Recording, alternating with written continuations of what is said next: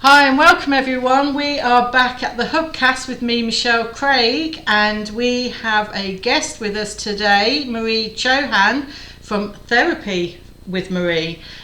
She's got something interesting to let us all know about, so I'm looking forward to this today. So welcome, Marie. Oh, thank you, Michelle, and thank you for that introduction. You're welcome. To get my name right. yeah. So let's just say I did have to ask Marie how to say her name, because how it's spelled doesn't look anything like how you say it. No, so thank you, that's great. And yeah, I'm really happy to be here. Good. I really love talking to you. I love talking about counselling, so I thought with it being Mental Health Awareness Week, it'd be a really good opportunity to talk about mental health in general. Yes. And I think we all know now there's a lot more talk of that, and it's as important as our physical health. I think that people do have that understanding now. So I thought with it being, so the Awareness Week is the 11th to the 17th of May. Yep. There's a lot of information on the website, which is mentalhealth.org.uk. That's got a lot of really great tips for people to help with their mental health, things that they can do. But generally, a description of it would just be how you're feeling inside and how that presents, because it can obviously change then how we behave, how we interact with other people, and it can really affect our lives. If our mental health isn't good, it can have a real impact on so many areas. So it's something that we do need to really be mindful of, and it can take its toll if things aren't going well with our mental health. Yes. So, and one of those things that people would always recommend is that people talk about how they're feeling, because if you don't, then things can get worse. But I understand as well that it is really hard to talk about how you're feeling. Yeah. So, but I would always say to make that step to talk to somebody, and that's where counselling does come in. And I am a person-centred counsellor. I'll tell you what that means in a minute as well, just to explain that part of it. But yeah, so counselling is something that is talking therapy, and something that people can refer to help their mental health. So for me, being a person-centred counsellor, that comes under, it's the humanistic approach to mental health and counselling.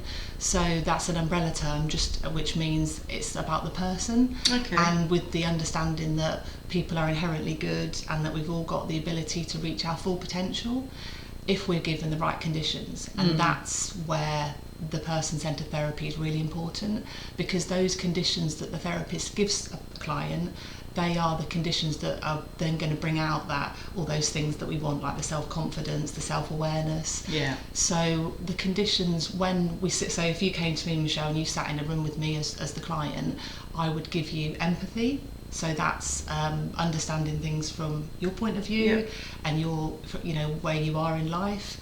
So we're never going to have had the same experience, but I can understand from what you're telling me that how you might have felt like you do. Yes. So empathy is the first one, and then congruence is the second condition, and that basically is authenticity. So just being open, transparent. So it'll always be that condition that's offered by the counsellor. And the third one is unconditional positive regard, and that basically means non-judgment. So whatever you say to me isn't going to be, I'm not going to be sitting there thinking, oh, I can't believe you said that, or you feel that way.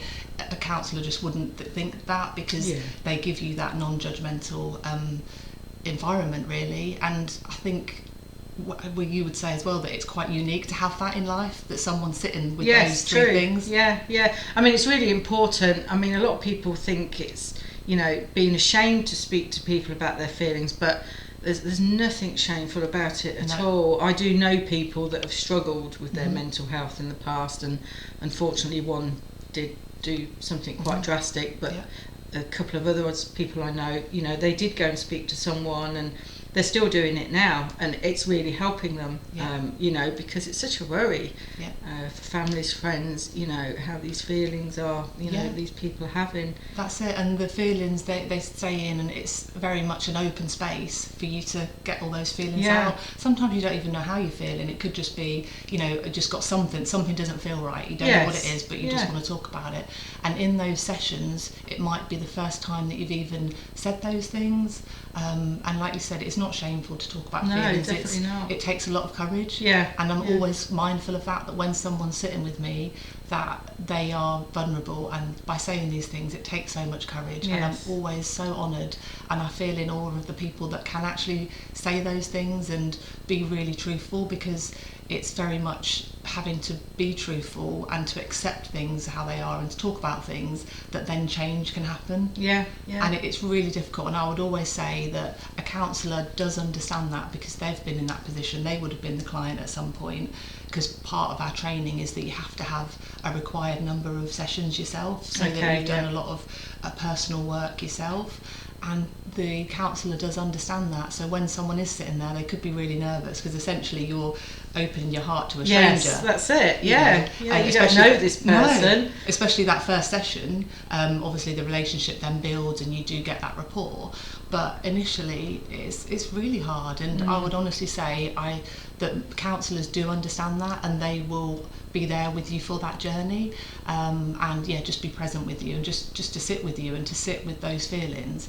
And as I said, it is an absolute privilege, because you're there with that person, and it could be they're telling things that they've never said before, and it's so personal. And you have to remember as well, it's a confidential space, so it's not like anything's going to go any further. The only time that would happen is if there was a risk of harm to the person or to another person, but that would always, if possible, be discussed. And that's that's unlikely to be the case. So most things would be confidential in the room, and so you can be reassured that that is what's going to happen. And one thing I did just want to say as well is when someone's looking for a counsellor, because as I said, I offer person-centred, and not every type of therapy is right for every person. So it might be that, say, if you had a phobia, my type of therapy, person-centred, wouldn't be the best kind, because you might need a cognitive behavioural therapist who would deal more with that kind of thing. Whereas with person-centred, it is a talking therapy, and it's very much dealing with the feelings of here and now. And you can look at the past, but it's accepting that person and looking at how they are and how they feel now. So what I would say to someone looking for a counsellor is find one that suits what your needs are at that moment. There's lots of directories that you can have a look at. There's the main one, which is the counselling directory, so if you just Googled that, and then you'd search in your area, so say if you want one in Peterborough or your postcode, and then you'll find that loads will come up. Most people have a picture, and I know some people do choose on that basis, and understandably, somebody looks friendly, or you think we'd get on or something. But it's really important that the relationship, you feel comfortable with that person and the relationship's there. So it might be that you try someone and it just doesn't click, you don't click, and that's fine. We don't get on with everyone, but I would say to someone in that position just to persevere, because it is definitely worthwhile doing so. And if you don't click with that person, it's not a fault of the counsellor or the client, it's just one of those things. So I would say if you can, to find someone that is right for you, use those directories. There's counselling directories, there's also the BACP website, which is who I'm registered with. BACP just stands for British Association for Counselling and Psychotherapy. So basically they're just a professional body, and they oversee counsellors and ensure that they're working to an ethical framework. And you can search for counsellors on there as well. And when you do that, it just means that you're getting someone that's had the required training, they've got the qualifications, they've done that therapy themselves, like I said. It's all those things that will help ensure that you have the right person for you. Because the profession isn't regulated at the moment, anyone can claim to be a counsellor. So if you're looking at those directories, then you can ensure that you're having someone that has done all those things, and you're then going to have a much better experience. It means that they're going to be working ethically, because they have to then be registered with a professional body like the BACP.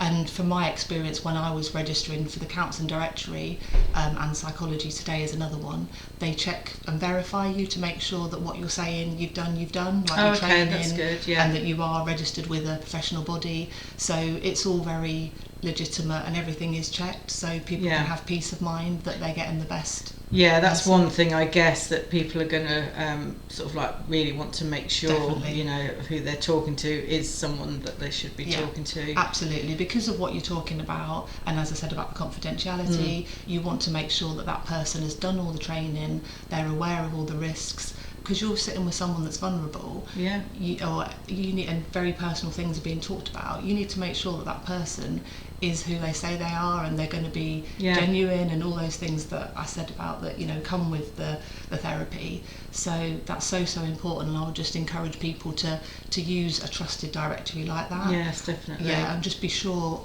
Most counsellors do offer like a free consultation. So if you were looking for one, you'd do your initial search, you'd contact someone and say, I'm interested. That can be like by email or phone, and then you usually get a 10-minute roughly like consultation where you just say what your presenting issue is, whether it be anxiety, it could be any everyday life problem really, and then you would just say what you want help with, have a little chat about whether they can work with you, and then you'd then arrange your first appointment. Okay, yeah, no, that's good. It's really interesting, and it is one of those things that you know, I know people do struggle with, so it's good to get, you know, keep getting words out there really for people, you know, to say it's not shameful. If you need to speak to someone, speak to someone. Yeah, absolutely. There's plenty of help out there, you know, and it's for anyone. Yeah, absolutely. So yeah, no, that's good. Yeah, it is for anyone, and as I say, the main thing to look for is just which, depending on what you want to talk about, which type of therapy is best for you, and that you can do a general Google search for that, and then when you do approach a counsellor, they should be honest and say if they can work with you, because you know the counsellors, all the ones that I've met and worked with and trained with, really genuinely kind people, and they want to help people. That's why we're in the profession. We just genuinely do, and as I say, we've been there, we know what that feels like, and I think any questions that you've got, they will happily answer, because no question's a silly question, and they just want you to feel at ease and comfortable as much as possible. So that's just really an overview of what to do when you're looking for a counsellor. And with my practice, so Therapy with Marie, that's my private practice that I set up, and I'm really fortunate because I've got a really great location that I can hold my sessions at, which is a chiropractor's in Stanground. Oh, okay. Really nice, beautiful building, really quiet, calm area. And as soon as I get there, I just feel relaxed. And I think from a client's perspective, that's a good that's thing. What they want. Yeah. I just sat there looking at the tree, like watching the squirrels, and I thought it's so nice. That would be good. I can imagine that being quite calming. It's really nice because you come off like the main street, and then it's just really quiet and lovely, and the people there, really, really lovely people, and the parking's good, because I don't know about you, but whenever I'm going anywhere, I'm like, what's the parking like? True. So it's all fine, you just park around the back, and then just a few steps, or it's fully accessible around the front as well. So it's all absolutely set up for people to come there. That's where I hold the sessions. The sessions are 50 minutes is the actual counselling. We say an hour, but a lot of that would be, the 10 minutes outside of that would just be coming in, getting settled, and then we try and bring it to a close just a bit before the end to make sure the client's in a position to leave and that they're feeling all right about leaving, and then we arrange like the next session. So I'd say 50 minutes of that is the quality actual therapeutic counselling that's happening. So that's really the main things I think to say about the actual sessions themselves with me, but again, any questions that people have, they can always ask when they have the initial consultation. If there's anything they were unsure about, or because I understand as well, like, because when you do have therapy, no one else is in the room, so it's one of those things, unless you've had it, you don't even really know what goes on in the session. That's right. So I just wanted to sort of, just set the scene really of what actually happens. And that's good, because I would imagine people are, I mean, they're in a, in their state as they are, having to go and speak to someone anyway, and then not being sure. So that's good to sort of like put people at ease a little bit, I guess. Exactly, because I know what it's like. It is really difficult, and anything that you can say to put people at ease, it's so important to do that. And I think it is just you and the counsellor. As I say, it's going to be a nice, kind, by default person anyway, because that's just the way they are, because the nature of the job. They're going to be understanding. They're going to offer you those 3 conditions that I said about, for the empathy, congruence, unconditional positive regard. And it's a very unique relationship. It's not something that you always get in life. We have other people, friends that we talk to, but to actually have someone that actively listens without giving you advice, because that's the other thing I was going to say, Michelle, is counsellors don't give advice, or not person-centred counsellors anyway.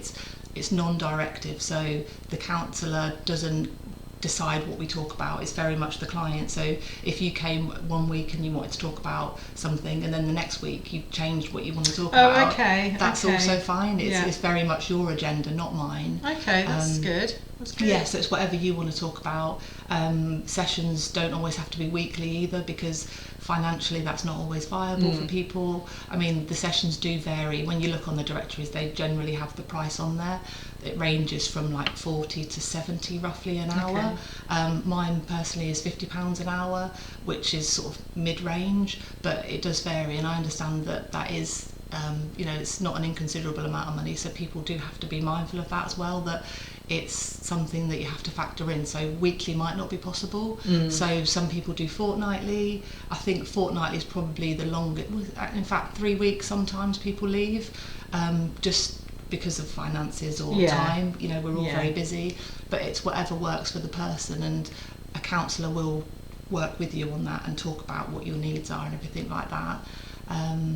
But I think that's generally, does that give you a good picture of that's good. That's a lot of information for people, and a lot of helpful information as well, and about how you run your therapy sessions. I think people have got good insight there.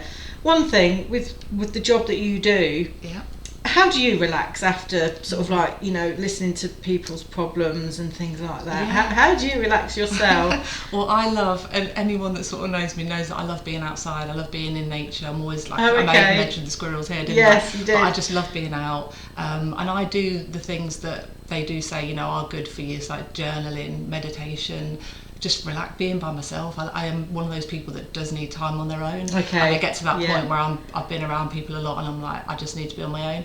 But I think that's the self-awareness and knowing when you get to that point. And I love reading and just a lot of solitary things as well. I'm naturally quite a calm, peaceful person, so I like. Well, that's good. I like those sort of environments. If I can go into a nice, calm place, that's why I love the music downstairs. I'm sitting there thinking, I can sit here all day. Oh, see, no, that's not mine. That's his music. That's not mine. Mine is rock music. I'm so you're the other end. I'm the other way. But it's things like that, and I think as well the important thing is, because a lot of people say to me, how do you take on other people's problems, and is it not draining? But it doesn't work like that, in that it doesn't go just from pass from client to counsellor.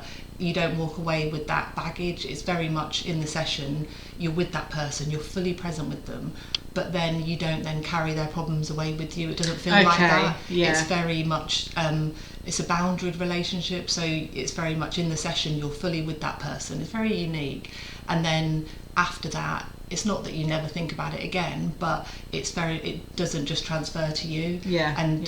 Counsellors do have to be mindful to self-care, like you mentioned. What do I do? It's all those things then that I then balance that out with having like a lot of work to do, but also allowing time for relaxing and being on my own and doing things I love.